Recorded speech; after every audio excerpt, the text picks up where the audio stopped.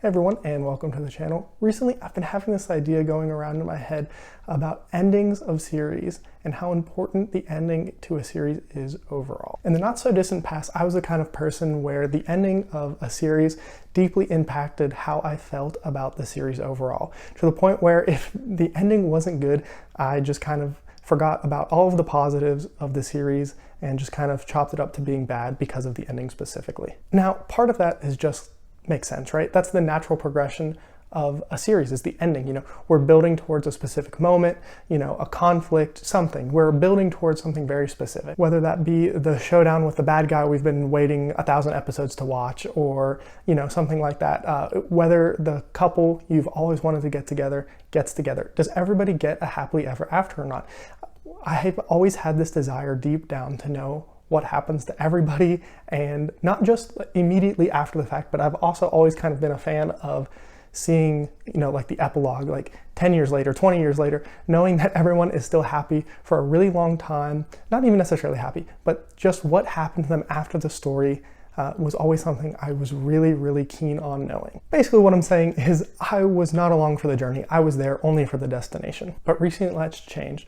Recently, I've taken a step back and have been able to move away from just the last couple of moments, those ending moments, the triumphant victory, the kiss that seals the couple's love for each other, whatever it is. I've been able to take a step back and examine the story as a whole and see how much enjoyment I actually did get along the way. I'm sure I'm not alone in this. I think overall, so many of us put so much pressure on the ending of a series that sometimes it's completely impossible for the story to live up to our expectations, so we're always feeling let down, or we think of other ways we would have ended the series instead of just enjoying what we have. So this is still very much a new feeling for me, and I actually, in this video, have a series that completely destroys most of what I'm about to say.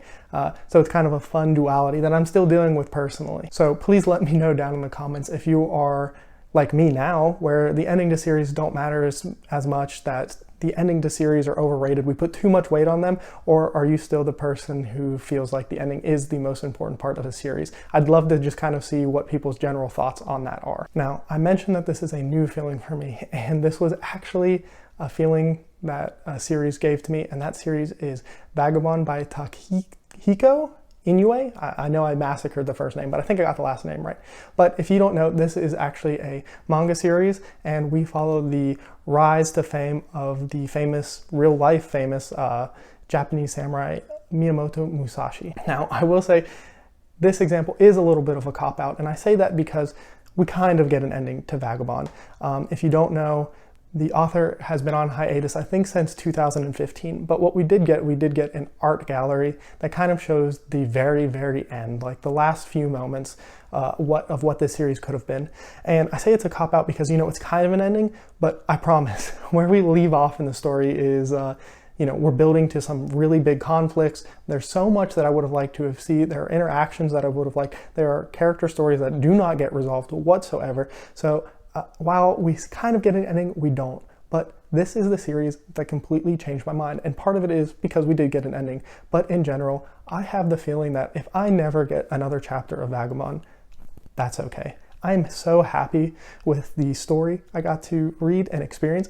And maybe part of that was I followed along with a really great read-along, Philip Chase, Murphy Napier. It was a great, discussion to listen into. So maybe that is part of why I feel this way. But I don't know, I just felt at peace with where we were in the series. And I don't know, that's such a new feeling for me that I'm still conflicted about it, but it's kind of opened my eyes to other series as well. Vagabond was able to show me that I don't actually need to know every single thing that happened. I don't need to know what character A, B, C, or D did 20 years from now, 10 years. It doesn't matter. I just got to experience the world and their journey for as long as I got to. And it's such an interesting feeling that, I just had to make a video about it to kind of get my thoughts out there and to see what other people thought as well. Now, one thing I do think it's important to note here is I am talking about series. I think individual books, I'm not there yet. I still think for an individual book, most of them can still very much ride or die on their endings, right? Personally, just recently, I read The Expanse, and book 7 of The Expanse, I really did not enjoy like 70% of that book. The first 70% of it, I just didn't think was very good.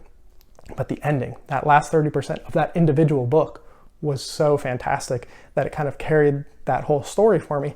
So I am talking about series in particular, not individual books. I'm not there yet. There are maybe some people out there I'd love to hear. Can you just ignore the ending to a book? If the beginning of the book is really good, but the ending's bad, can you kind of like differentiate there? I haven't actually really thought about this on standalone books yet. That's maybe something I'll need to let marinate in my head for a little while. But right now I'm really thinking of series. So I've already mentioned Vagabond as one of these series, and that's the one that, obviously really changed my mind. Now I'm going to mention 3 more series. One is one that kind of contradicts everything I said, and I always find it fun when you're able to kind of argue points with yourself, so that's why I'm bringing this series up. I have a series that I don't think will ever get finished, and then I have a series that I don't think the ending will ever be able to live up to the expectations that the story is going to present. And I just think the ending, no matter what, there are going to be unhappy fans. There are going to be people that say it didn't live up to the hype. And obviously this is just my opinion, because for all I know, the ending will be absolutely spectacular. And honestly, I hope it is, but I have my doubts. And those series are The Wheel of Time by Brandon Sanderson and Robert Jordan, A Song of Ice and Fire, Game of Thrones by George R.R. Martin, and One Piece by Oda. So let's go ahead and start with The Wheel of Time, one of my favorite series. I think most people know that Brandon Sanderson finished The Wheel of Time after the passing of Robert Jordan. And I think what Sanderson was able to do was absolutely spectacular. The Wheel of Time may be the best example with the best outcome of a story getting finished, especially by somebody who is not the author. It had so many things going against it. A massive amount of detail, a massive cast of characters, a complex story that could have gone so many different directions, that I think Sanderson was just fantastic in what he was able to do here. Honestly, the fact that Sanderson was able to complete the story and do it so well. My favorite book, The Gathering Storm, does come from one of the 3 that Sanderson helped complete. Really helped cement the legacy that The Wheel of Time has had since that point. I don't think that if it was left on a cliffhanger, that it would have the same, resonance that it does in today's reading world. He was able to keep it from being a story of what if. What if he was able to finish it? What would have happened with these stories? What would have happened with these characters? I mentioned the legacy earlier, and I'm also not sure it would have been so easy to get people to read this series. 11 books without an ending would be a really hard pill to swallow for a lot of people. I know personally in the past, I'm hoping to change this now that I've kind of come to the conclusion that endings aren't as important, but I know plenty of people would have skipped this amazing series without that. Like I mentioned, this is the one series that has been able to not change my mind as far as endings being important. Maybe part of that is because we do have an ending, so it's so hard for me to imagine it not having. Maybe it's because the series is so long and such a commitment of time that it would have left me wanting so much. So this is still one of those examples that I cannot change my mind about right now. So this is a little bit of me arguing with myself, because this is a series that I do think the ending is so important. Now let's move ahead to Game of Thrones. I think at best we get one more book in this world.